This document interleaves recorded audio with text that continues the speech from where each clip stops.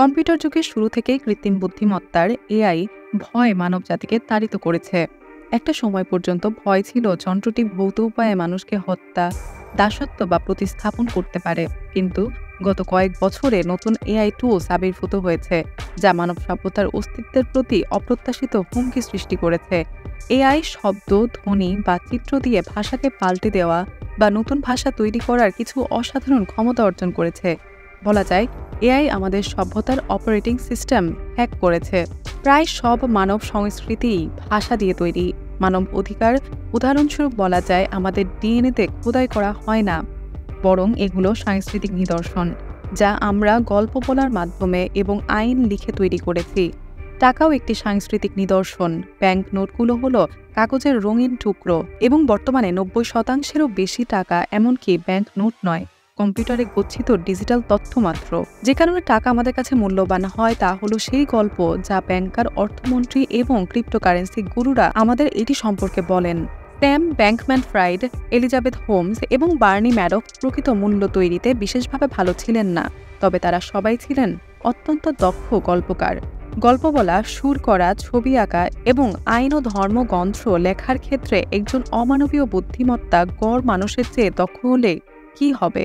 আমরা হয়তো শিগগিরই গর্ভপাত, জলবায়ু পরিবর্তন বা ইউক্রেনে রাশিয়া অগ্রাসন সম্পর্কে দীর্ঘ অনলাইন আলোচনায় যুক্ত হব, যেখানে প্রতিপক্ষ আমরা ভাবছি মানুষ, বাস্তবে তা এআই।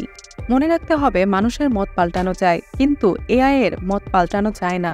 উপরন্তু এআই তার বার্তাগুলোকে এত নিখুঁতভাবে বানাতে পারে যে এর দ্বারা আমাদের প্রভাবিত হওয়ার সম্ভাবনা ব্যাপক। ভাষার দক্ষতার মাধ্যমে এআই এমনকি মানুষের সঙ্গে ঘনিষ্ঠ সম্পর্কও তৈরি করতে পারে। আর মানুষের মতো এবং দৃষ্টিভঙ্গি পরিবর্তনে ঘনিষ্ঠতার শক্তির কার্যকারিতা সম্পর্কে কে না জানে। গত এক দশকে সামাজিক যোগাযোগ মাধ্যম মানুষের মনোযোগ নিয়ন্ত্রণের যুদ্ধক্ষেত্রে পরিণত হয়েছে। নতুন প্রজন্মের এআই উদ্ভবের সঙ্গে সঙ্গে যুদ্ধের ফন্ট মনোযোগ থেকে ঘনিষ্ঠতার দিকে সরে যাচ্ছে। আমাদের সঙ্গে জাল ঘনিষ্ঠ সম্পর্ক তৈরির লড়াইয়ে একাধিক এআই যখন পরস্পর লড়াইয়ে লিপ্ত হবে এবং জয়ী এআই আমাদের নির্দিষ্ট রাজনীতিবিদদের ভোট দিতে বা নির্দিষ্ট পণ্য কিনতে বোঝাতে ব্যবহৃত হবে, তখন মানব সমাজ এবং মানব মনস্তত্ত্বের কি হবে? এমনকি জাল ঘনিষ্ঠতা তৈরি না করেও নতুন এআই সরঞ্জাম আমাদের মতামত এবং বিশ্ব দর্শনের ওপর ব্যাপক প্রভাব ফেলতে পারে। মানুষ ওয়ান স্টপ সার্ভিসের জন্য সর্বজান্তা ওরাকলের মতো একটি এআইকে উপদেষ্টা রূপে নিয়োগ দিতে পারে। গুগলকে এমনি আতঙ্কিত, এমনকি এসব বিষয়েও সত্যিকারের ছবিটা ফুটে উঠছে না। আমরা যে বিষয়ে কথা বলছি তা সম্ভবত মানব ইতিহাসের শেষ নয়, শুধু তার মানব প্রধান অংশের শেষ। ইতিহাস হলো জীববিজ্ঞান এবং সংস্কৃতির মধ্যে মিথস্ক্রিয়া। খাদ্য ও যৌনতার মতো জিনিসের জন্য আকাঙ্ক্ষার মতো আমাদের জৈবিক চাহিদার সঙ্গে ধর্ম এবং আইনের মতো আমাদের সাংস্কৃতিক সৃষ্টির মিথস্ক্রিয়া। ইতিহাস হলো সেই প্রতিক্রিয়া যার মাধ্যমে আইন ও ধর্ম দ্বারা খাদ্য ও যৌনতা আকৃতি পায়। আমরা একটি এলিয়ান বুদ্ধিমত্তার সম্মুখীন হয়েছি এখানে পৃথিবীতে।